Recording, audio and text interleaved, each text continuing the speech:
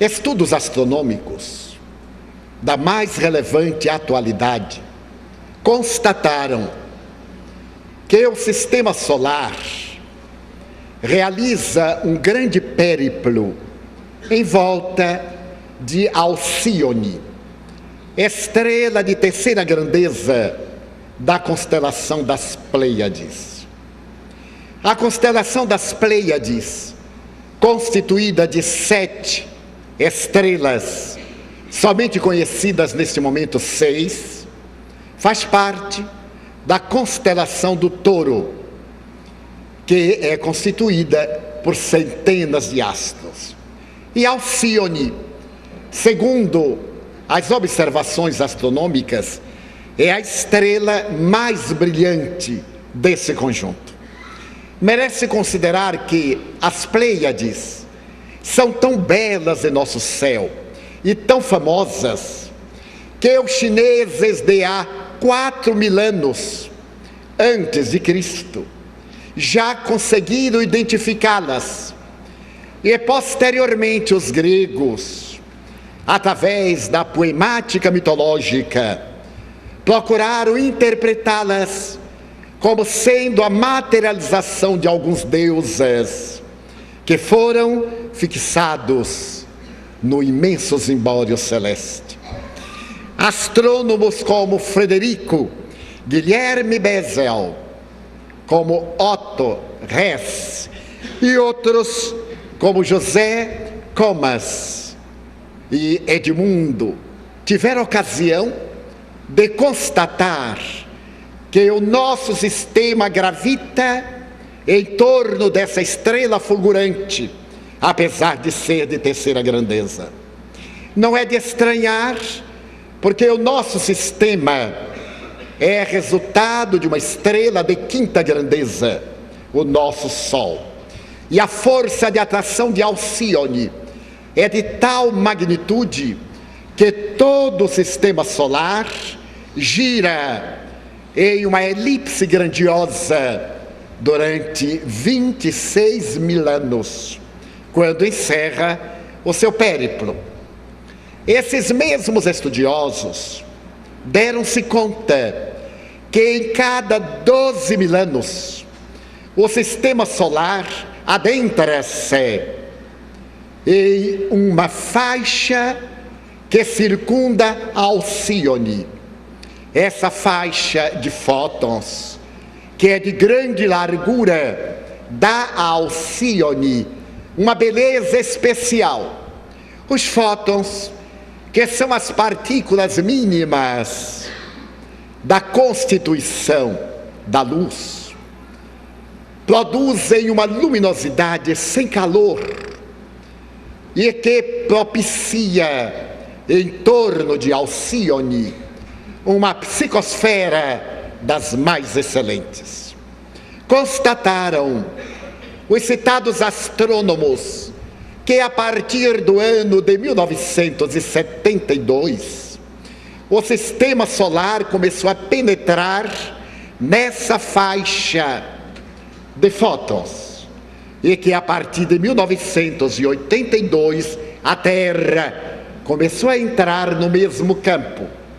E isso acontece, como disse, em cada 12.000 anos, sendo que durante 2.000 anos o sistema fica totalmente mergulhado nessa imensa faixa de fótons, recebendo uma luminosidade peculiar e abençoada. A última vez foi denominada a fase do leão. E os chineses já haviam diagnosticado que a próxima seria caracterizada por uma grande revolução, que as tradições da Índia de há 6.000 anos asseveravam tratar-se do grande período da luz, a era de Aquários. Esse introito, para fazermos uma análise de que à medida em que o sistema solar foi se adentrando na faixa de fótons de Alcíone, houve uma migração de espíritos daquela estrela no rumo do planeta terrestre. E que a partir de 1982, quando a Terra começou a mergulhar, e terminará de fazê-lo por volta de 1912, quando estará toda imersa nessa faixa de luminescência específica, os espíritos de alta estirpe que se encarregarão de dar à Terra a era do espírito imortal, a nova era, como escreveu Allan Kardec em A Gênese, capítulo 18, itens 27 e 28, a mudança de mundo de provas e de expiações para mundo de regeneração, a partir, portanto, de 2012, aliás. Essa proposta fascinante veio ensejar-nos o que aconteceu nos primórdios da nossa cultura, quando, do sistema do cocheiro e de Capela, 4 migrações de espíritos, entre os quais os arianos e os egípcios abandonaram aquele sistema para mergulharem na indumentária terrestre, favorecendo o nosso planeta em transição do Pithecanthropus erectus para o Homo sapiens, no grande movimento que se instalou na Índia e a seguir no Egito, posteriormente na Pérsia, mais adiante na Caldeia, na Babilônia e ainda mais tarde na Judeia, formando as raças padrões da cultura terrestre ao largo dos tempos.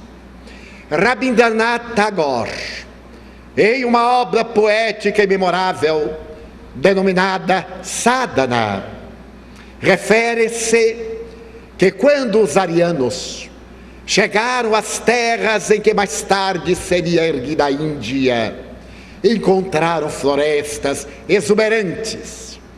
E graças a isso, a cultura da Índia fez-se de liberdade, de comunhão com a divindade.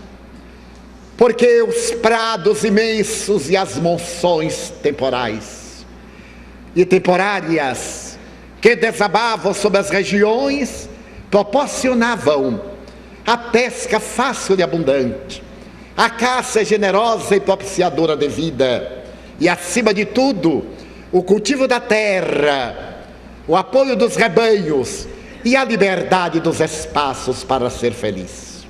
Em Sadhana, que são 8 discursos pronunciados por Rabindranath Tagore, alguns dos quais na Universidade Harvard, nos Estados Unidos, um insigne teólogo, poeta, musicista, artista e prêmio Nobel de Literatura, aborda a missão histórica daquele povo que veio de outra dimensão para perpetuar na consciência terrestre o cultivo de Deus, a certeza da imortalidade e a prática da não agressividade, a ahimsa, a não violência que seria pregada e vivida pelo inolvidável Mohandas Karamchand. Fazendo uma análise histórica do Ocidente, esse mesmo Tagore elucida que a cultura ocidental nasceu na Grécia, nas cidades-estado, cidades amuralhadas, e é por isso mesmo belicosas. Atenas, amante da beleza, Esparta da guerra. As duas cidades sempre estiveram em litígio, embora Atenas amasse a filosofia, a arte, a tragédia, através da literatura estatuária.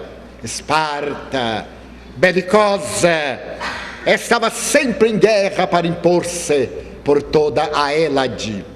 E é que nós ocidentais somos herdeiros de um atavismo antropossócio-psicológico, fechado, egocêntrico, egotista, em que há uma predominância pelos nossos interesses pessoais em detrimento dos interesses coletivos.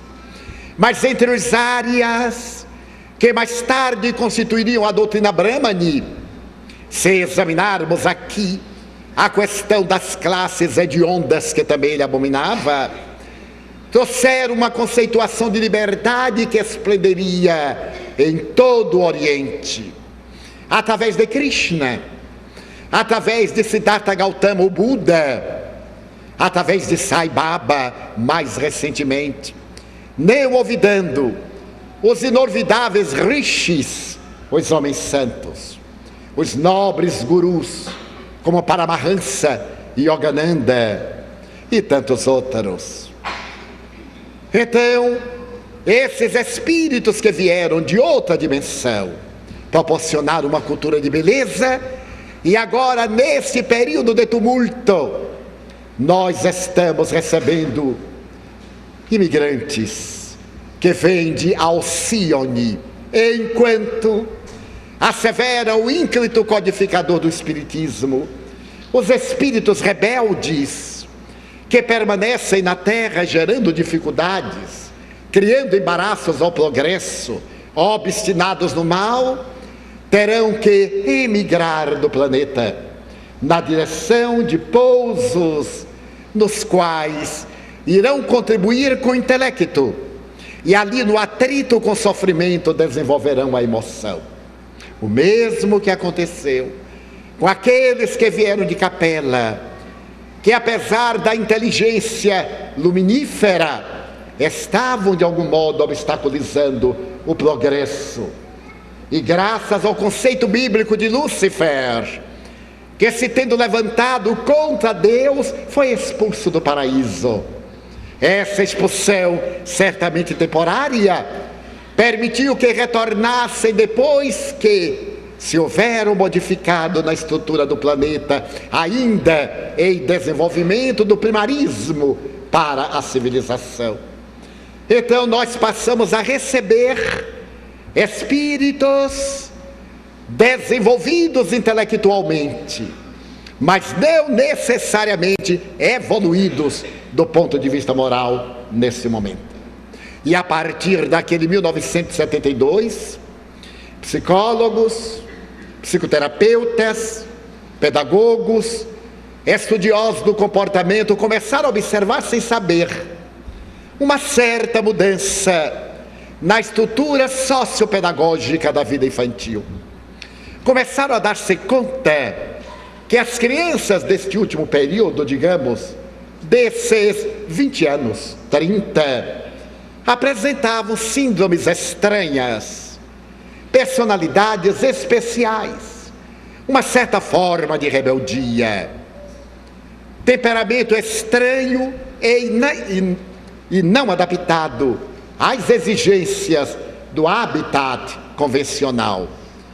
Depois de largos estudos, essas crianças foram classificadas como portadoras de transtorno do déficit da atenção, TDA, ou foram consideradas crianças transtorno do déficit de atenção, hiperativas. Esses dois grupos considerados patológicos, TDA e TDAH, passaram a preocupar os psicólogos e os educadores, porque se tratam de crianças rebeldes, atrevidas, que nos fitam nos olhos e fazem exatamente o que lhes apraz. Estudos mais profundos tentaram estabelecer uma correlação de natureza elétrica no sistema nervoso, produzindo esses temperamentos hiperativos ou esses temperamentos reativos. Crianças que não se submetem, sob hipótese alguma, a quaisquer orientações, especialmente se impostas. A partir de 1982, o número delas cresceu assustadoramente. E a partir de 2000, chegam já à casa de alguns milhões de crianças supostamente portadoras de transtorno da personalidade e da atividade, da afetividade. O que fez que laboratórios tentassem sintetizar substâncias químicas que, atuando no sistema nervoso central e na rede de neurocomunicações, acalmassem-nas, tornando-as dóceis, capazes de reflexionar de maneira gentil e nobre. Surgiram então, entre os vários produtos, um deles que se tornou célebre, a Ritalina, denominada droga da obediência. A criança que é submetida a esse tratamento muda realmente de comportamento. Não se torna dócil, torna-se obediente. Não se torna afável, faz-se submissa.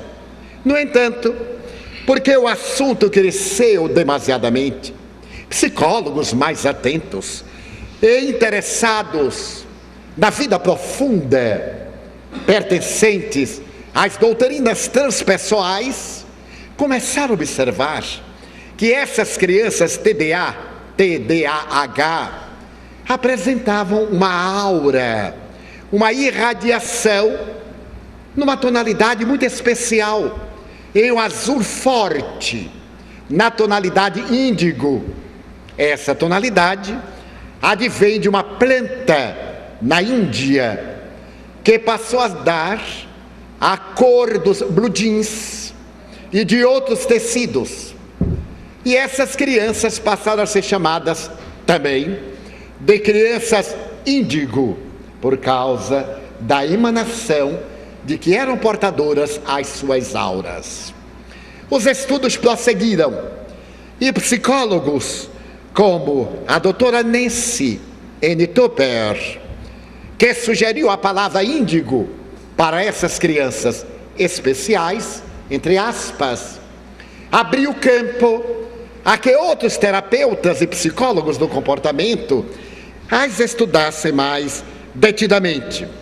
Foi quando outros investigadores tiveram ocasião de observar que são crianças irrequietas, mas não necessariamente portadoras de patologias.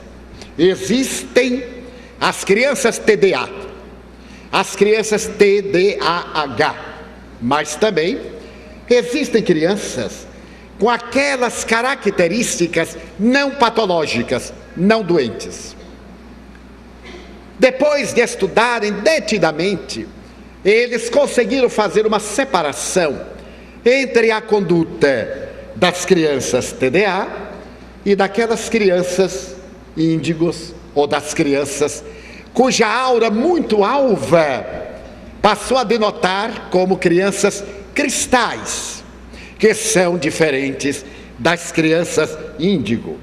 São dóceis, nem sempre atendem às nossas imposições de adulto, mas elas permanecem em uma situação de meiguice, de afabilidade, embora façam o que lhes apraz, em uma forma de autossuficiência. Elas nos olham como se estivessem conscientes de quem são. Apresentam uma forma de independência de conduta e têm algumas dificuldades na área das nossas imposições. Então, a partir desses estudos, um casal de psicólogos americanos resolveu aprofundar essas observações e estabeleceu que, na imensa patologia das crianças portadoras de transtorno de atenção e também de hiperatividade, havia crianças rebeldes, mas que não eram doentes, que necessitavam de uma nova orientação psicológica e uma nova metodologia educacional. Eram as crianças da nova era. Essas crianças estavam na Terra com uma finalidade especial de criar biótipos para o futuro da humanidade. Da mesma forma, dizemos nós, que aqueles que vieram de Capela criaram esse biótipo físico, os caracteres morfológicos das diversas raças. Essas crianças agora vieram também proporcionar-nos uma biotipia de natureza transpessoal, de natureza transcendental. Vieram para criar modelos perfeitamente intelectuais e abrirem espaço ao sexto sentido, no qual nós estamos entrando lentamente. O sentido da percepção extrafísica, o sentido de natureza intuitiva. Essas crianças, por incrível que pareça, conseguem comunicar-se umas com as outras através da telepatia. E muitas vezes essas comunicações fazem que elas manipulem os adultos. Por exemplo, se são meninas, elas manipulam os genitores masculinos. E se são meninos, eles manipulam os genitores femininos. Conseguem manipular as mães, fazer chantagem, terminar por conseguir o que almejam, enquanto que as meninas, por sua vez, conseguem, manipulando os pais, terem atendido os seus pequenos caprichos. Então, os observadores estabeleceram que essas crianças índigos nascem e sentem-se como seres diferentes, como seres nobres.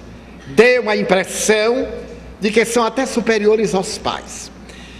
Elas acreditam merecer estar neste mundo. Este mundo parece que foi preparado para elas. E se surpreendem quando não são compreendidas, ou quando as pessoas não pensam da mesma maneira em relação à sua conduta. Não tem problema de não estima. Elas têm um tipo de consciência embrionária de que devem ser respeitadas. E por isso mesmo dizem com muita frequência aos seus pais quem são, deixando transparecer reminiscências de outras vidas, de outras estâncias, de outros lugares onde teriam habitado. Essas crianças têm muita dificuldade de lidar com autoridades absolutas, particularmente quando essas imposições não são explicadas e não apresentam questionamentos. Não é o fato de dizer você vai fazer e ela redargui não faço e não faz. Elas exigem uma outra psicologia, porque é como alguém com uma grande capacidade que está mergulhado no vasilhame, no qual não existem os mecanismos apropriados para exteriorizar toda a sua potencialidade. Então são rebeldes, irritam-se, desequilibram-se e muitas vezes agridem, recusam-se a desempenhar as tarefas que lhes são impostas. Por exemplo, esperar uma fila, ficar sentado em um lugar mais de 3 minutos. Elas não conseguem, porque há no seu sistema nervoso uma tal irritação e uma tal necessidade de afirmação que chega a perturbar-nos, a nós outros adultos acostumados com regras e com imposições do nosso ego, sempre caracterizado pelas nossas paixões. Elas se frustram com os sistemas. Por que tem que ser assim? Com as tarefas, por que eu tenho que fazer? E com as nossas imposições, caso não lhes expliquemos a razão pela qual, a ponto de fazer-se entendidas. Costumam identificar de maneiras mais eficazes a forma de fazer as coisas, isto é, fazem as coisas, porém, conforme lhes apraz. Não tem medo de ameaça. Quando seu pai chegar, você vai ver. Elas ficam indiferentes, e quando o pai chega, elas aí veem e não se importam. Se são golpeadas, maltratadas, gritam, esperneiam e ficam contentes, porque irritaram os pais. Daí o mecanismo tem que ser de natureza muito especial.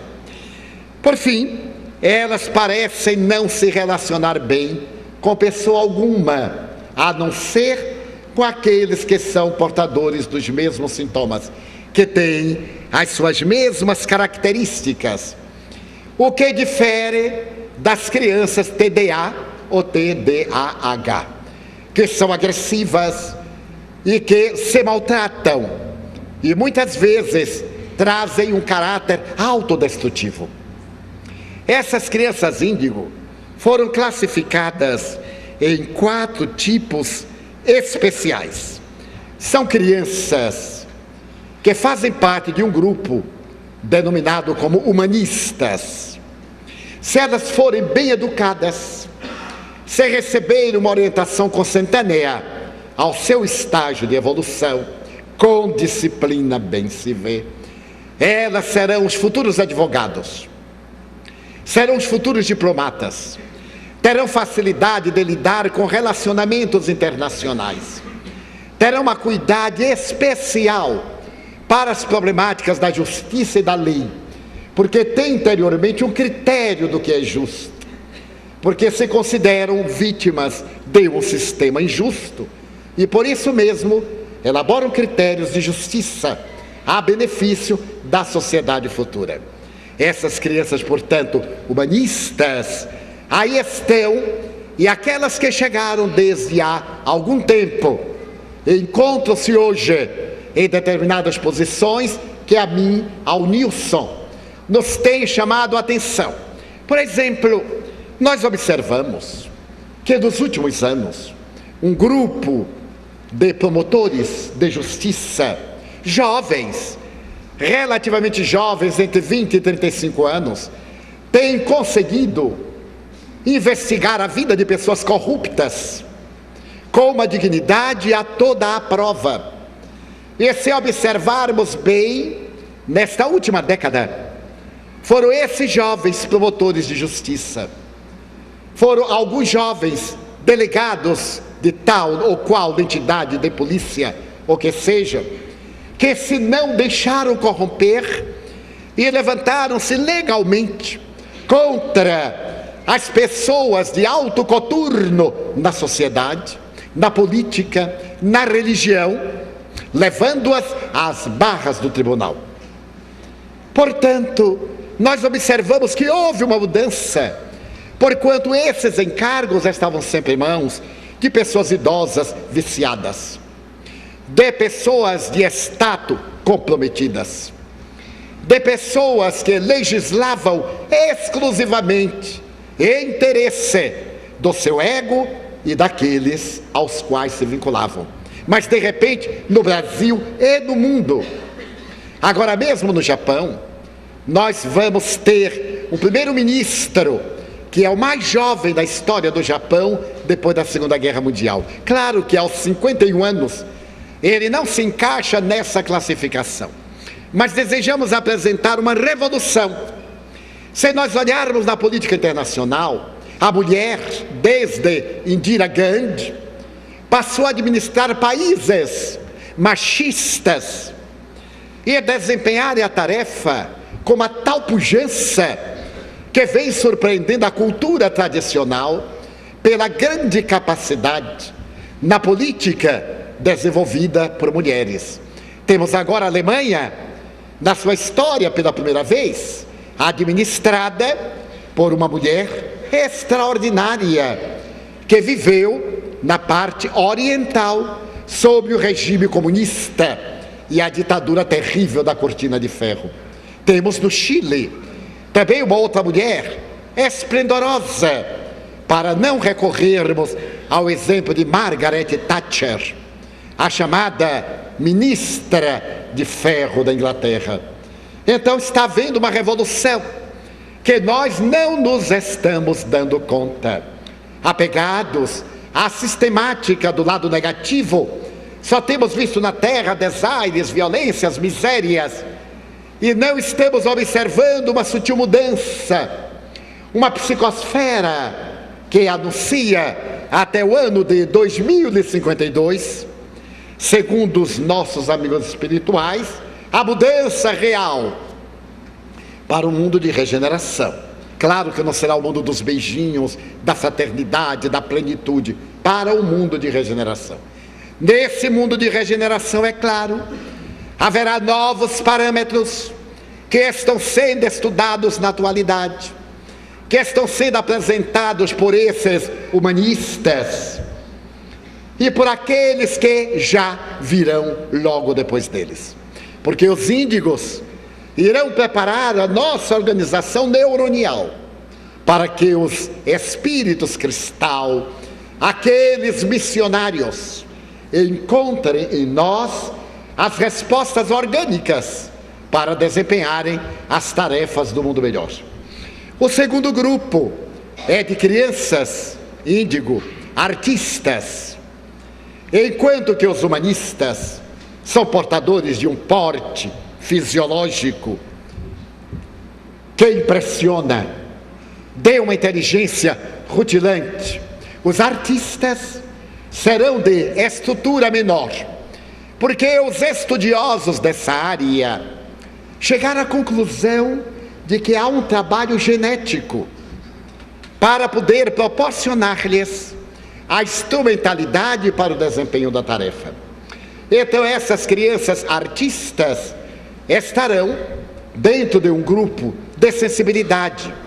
Ao dedicar-se à arte, serão esplendorosos. Da fase infantil, serão irrequietos, sem definir exatamente o que querem. E os psicólogos recomendam, se ele se dedicar à música, não compre um piano, alugue, porque logo ele enjoa do piano e larga. É uma das características. Não lhes dê brinquedos muito caros, porque para a criança índigo é indiferente o preço, o que interessa é o brinquedo. Não diga que a criança é destruidora, ela não arrebenta o brinquedo, ela olha como é que o brinquedo foi constituído, e como não sabe desmontar, ela vai tirando as peças conforme lhe apraz. No fundo é a curiosidade de descobrir a causa.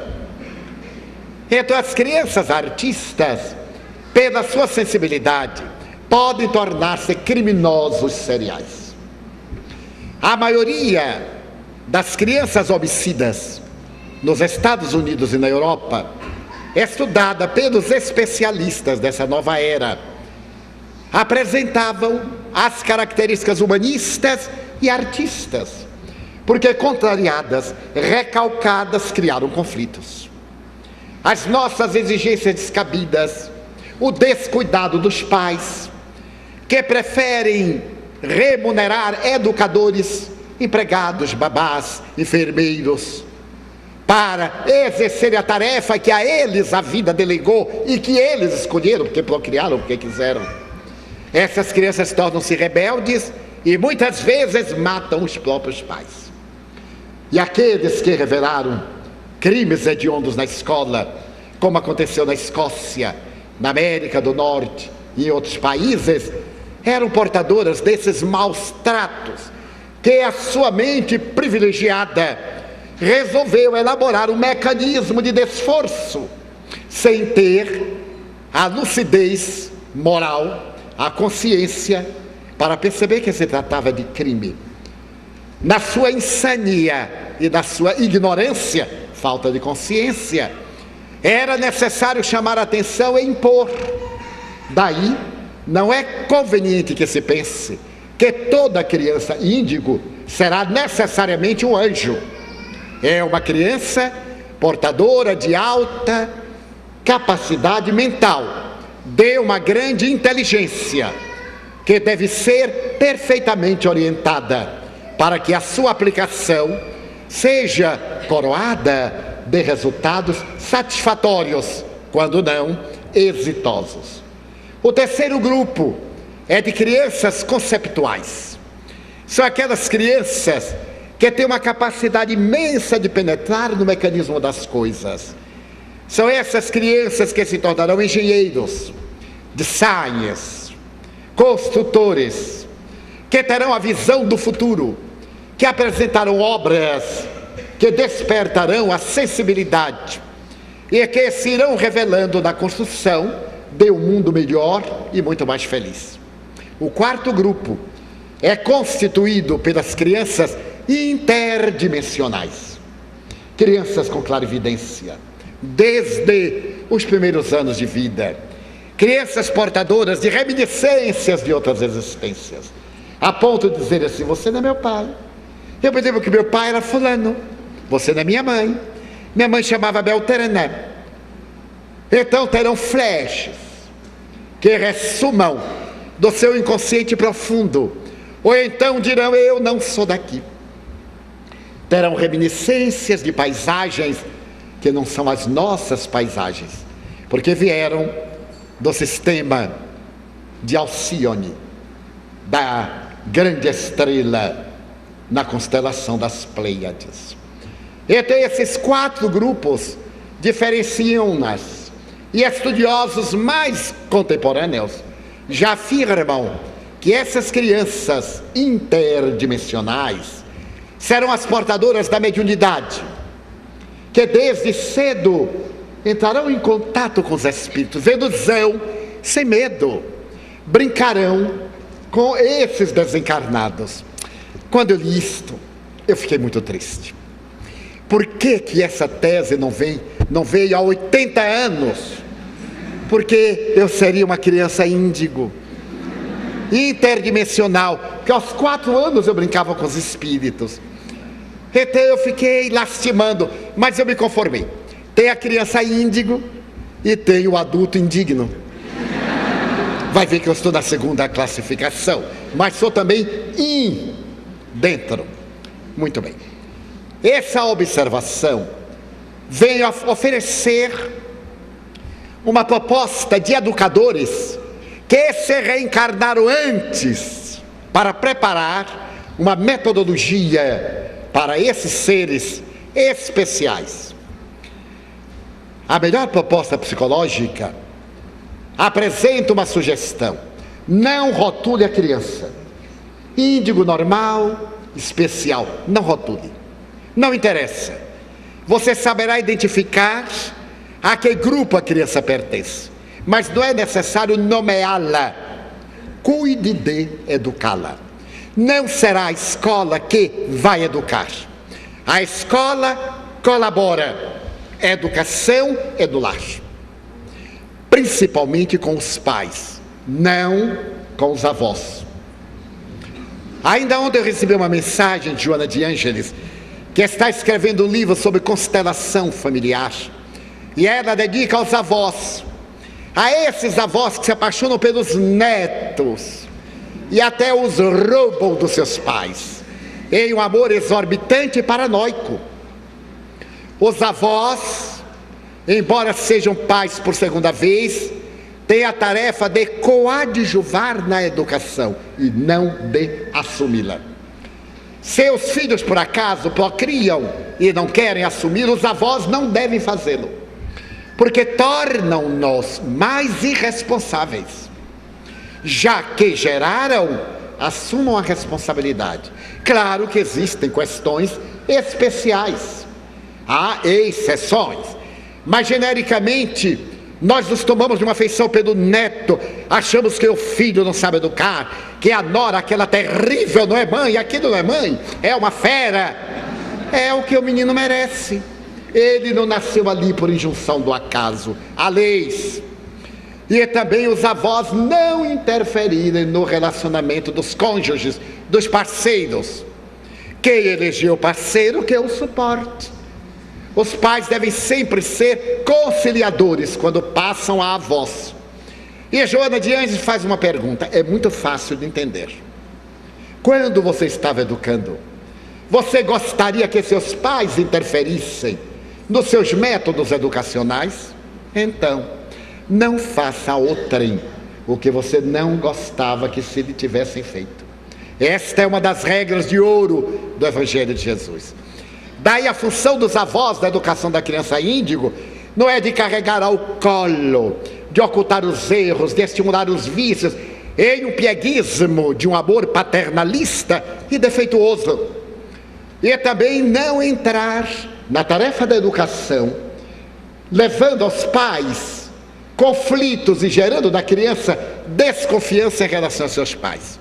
Quando algo lhes parecer inadequado, haverá sempre um momento próprio para uma conversa de pai para filho, de mãe para filha, de sogro para genro, de sogra para nora, mas no estado de cordialidade, evitando-se as clássicas rixas. Ela roubou meu filho, é minha inimiga. Roubou nada.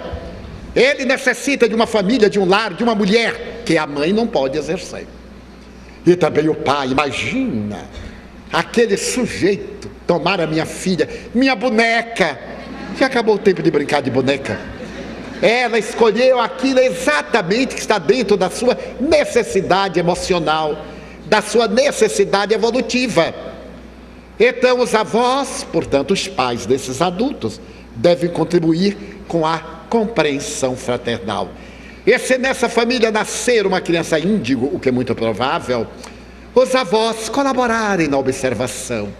Agora que dispõem de mais tempo, de mais experiência, que acalmaram muitas ansiedades, podem ver aquilo que os pais agitados, nessa luta tremenda do dia a dia, nem sempre logram captar. Convivendo mais, porque estão no lar, enquanto os filhos vão trabalhar, os pais das crianças poderão fazer observações muito judiciosas, contar acontecimentos hoje mesmo. Que coisa interessante. Nosso menino fez tal pergunta, para que os pais estejam acompanhando o desenvolvimento, que nem sempre os funcionários remunerados estão dispostos a cuidar e dar as informações que os pais lhes delegam. Porquanto eles estão ali para exercer uma tarefa remunerada. E nem sempre a remuneração leva ao amor, senão à desincumbência de um dever profissional.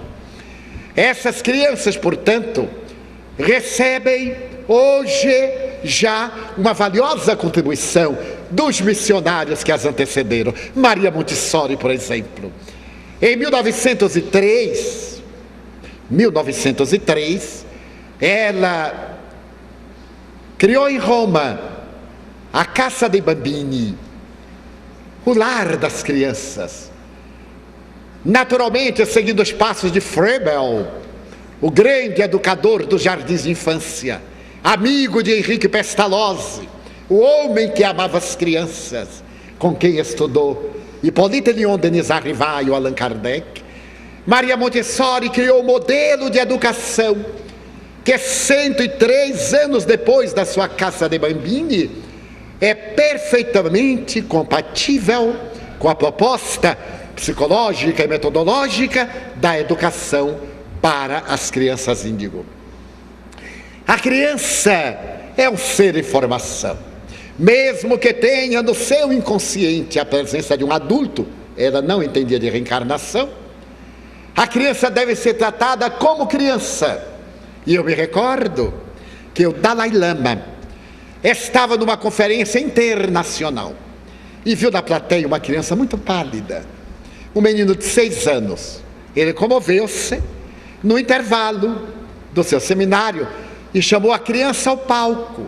E diante de um auditório especial e célebre, ele disse à criança: fale no microfone o que você quiser, o que vier na sua cabeça.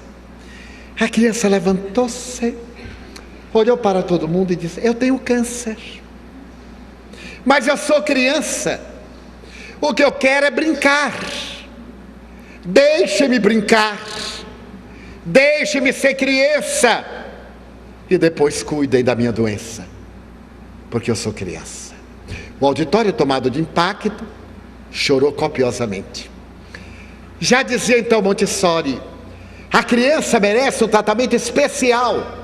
A nossa metodologia de educação para adultos não pode ser aplicada de maneira nenhuma na educação para crianças, ainda mais portadoras de um elevado QI e de um conflitivo QE, quociente emocional. Mas ao lado de Montessori, merece ressaltar a obra grandiosa de um austríaco de Viena, Rudolf Steiner. Steiner é o pai da antroposofia, a doutrina que estuda o ser humano. Rudolf Steiner, em 1929, criou a educação Waldorf, um método que ele inicia na Áustria, se propaga aos Estados Unidos e aparece no Brasil pela primeira vez em 1956, em que ele procura demonstrar que nem ser infantil, como a criança, nem ser adulto perante a criança. Eu estava relendo O Pequeno Príncipe, e o Pequeno Príncipe tem a ocasião de dizer como os adultos são complicados, como eles são diferentes. Depois que ele vai de um para o outro asteroide, conversa com o bêbado, conversa com o rei. Mal ele chegou, o rei disse assim: você será meu súdito. Mas o asteroide era tão pequeno que a indumentária do rei cobriu o asteroide todo. E ele perguntou: e o que é súdito? É a pessoa que eu governo. E você é um rei e não tem ninguém para governar, chegou você. Mas eu vou embora. Mas enquanto estiver aqui, você tem que me obedecer. Então eu ordeno que me obedeça. E se eu não quiser, eu ordeno que não me obedeça. O Pequeno Príncipe. Então ele vai a um outro asteroide onde estava um bêbado, com garrafas vazias e com garrafas cheias. E ele perguntou ao bêbado: para que você bebe? Para me esquecer. Mas esquecer de quê? Que eu gosto de beber. E então, por que você não esquece? Porque a bebida não deixa. Então, o Pequeno Príncipe vai observando como nós adultos somos infantis e complicados. E eu vejo em nossas brigas de adulto, às vezes, ciúmes, palavras que nós achamos que são contra nós, porque somos complexados inferiores. Sempre a culpa é dos outros. Como é que disse tal coisa que me ofendeu, que me magoou? Uma pessoa que se magoa com palavras ainda está na infância psicológica. Tem que correr a um psicólogo infantil. E como nós nos deixamos sensibilizar e perdemos a oportunidade de ser felizes por causa dessas quinquilharias emocionais que nós cultivamos pelo prazer mórbido de serem felizes. Não é tese minha não, é do Pequeno Príncipe, é de Antoine Saint-Exupéry. E o Pequeno Príncipe diz assim: eu vou voltar para o meu planeta. Ele arrancou os baobás, arrancou as flores, mas sabia que iam voltar, porque havia sementes. Então, Rudolf Steiner propõe uma educação da criança com amor. Não é essa educação que a gente tem um salário e se desincumbe. Como vai demorar, mas chegaremos lá. Mas é uma educação com amor, feita no lar. E a escola colabora através de métodos compatíveis, que são o resultado da interação pais-professores. Quantas vezes os professores se negam, os pais negam-se a ir às reuniões onde serão tratados os problemas dos filhos? Isso é coisa da escola. Mas quem foi que disse? Quer dizer que a escola é que tem que se interessar pelo meu filho e não eu?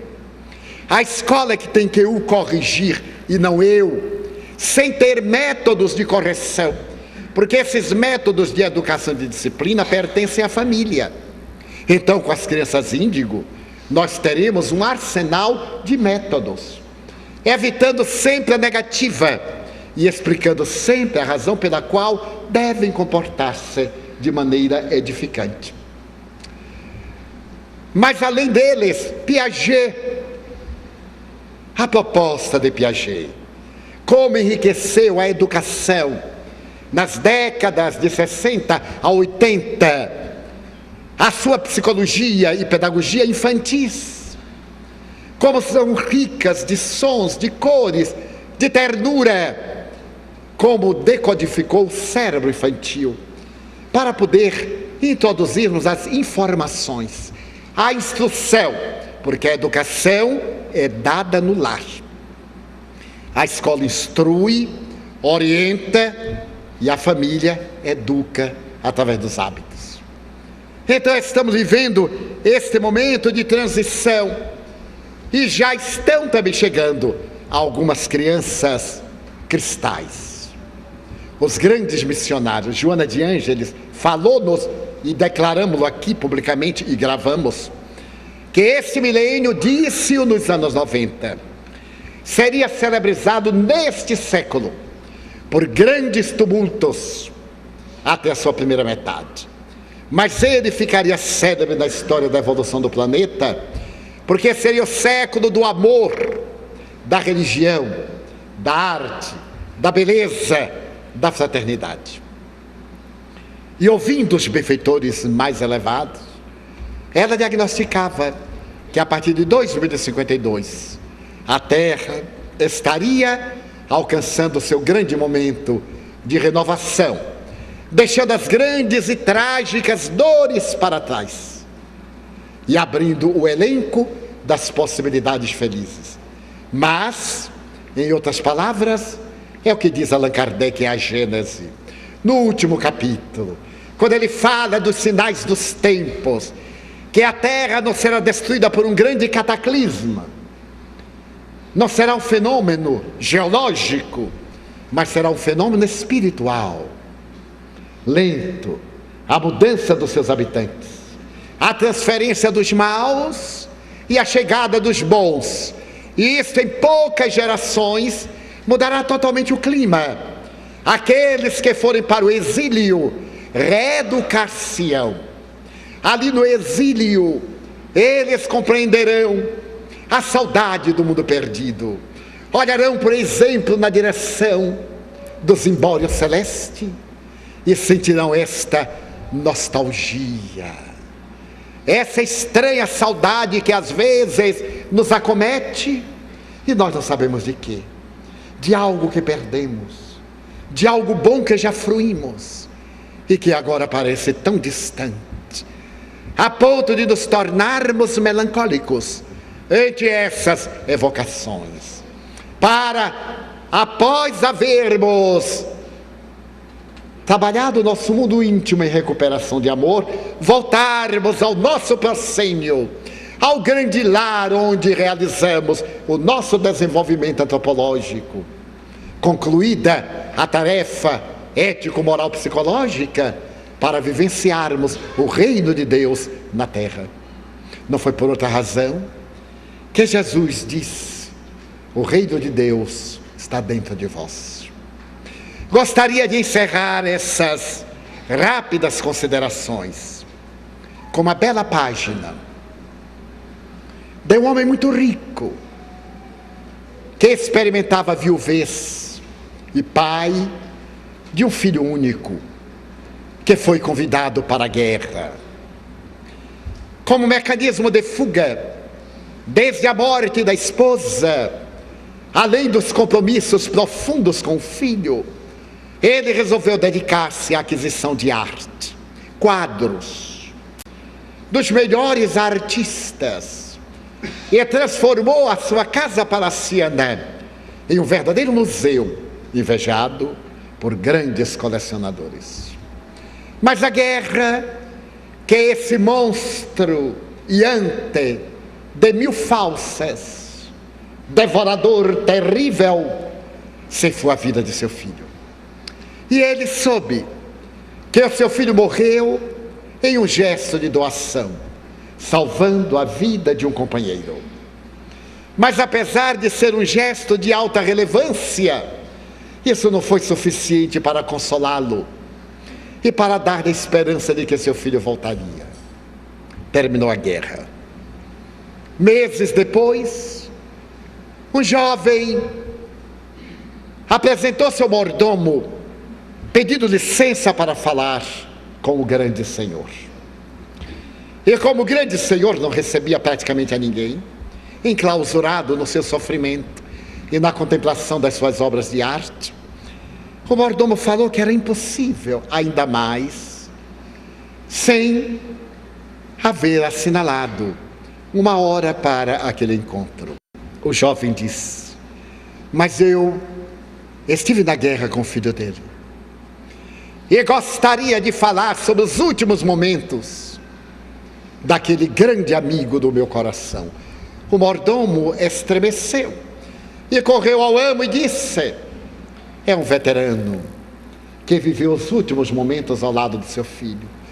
O senhor renovou-se, desceu do piso privado dos seus aposentos ao imenso hall e recebeu um estranho que trazia um volume muito bem embrulhado sob o braço. E o jovem disse: um dever de gratidão traz-me até o Senhor, porque o seu filho morreu salvando-me a vida. Ele se interpôs entre mim e uma granada e teve a vida despedaçada para poupar a minha. Eu nunca me esquecerei do seu gesto e gostaria de demonstrar a minha gratidão através desta pintura que eu fiz do último momento do seu filho. Entregou-lhe o quadro, que o homem nervosamente abriu e percebeu a pintura. O olhar expressivo do jovem dando a sua por outra vida no salto que ele realizou. Não era uma pintura acadêmica, era a pintura de um principiante. E então o rapaz disse: por favor, eu sei que não tem beleza, eu não sou pintor, mas eu acreditei que o senhor gostaria muito de ter uma lembrança do último instante de vida do seu filho. O homem comoveu-se e ofereceu-lhe uma grande importância. Ele disse: eu não quero nada, sou eu quem deve, foi a minha vida pela dele e ele perdeu-a para que eu vivesse. Muito obrigado. E desapareceu, nem sequer deixou o nome. O homem colocou entre as telas mais caras da sua coleção aquela do seu filho, que era uma tela modesta. Em menos de um mês desencarnou de saudades. O leilão foi da Christie, a grande casa de leilão de Londres, que tem filiais em poucas cidades do mundo. E quando o leiloeiro apresentou-se, estava ali o que havia de melhor, corretores de pessoas riquíssimas que dariam lances pelo telefone para manter o anonimato. O leiloeiro ergue a tela e diz: primeiro lance. Ninguém deu importância, era quase horrorosa. Por favor, um lance, R$10. E ele insistiu: R$10.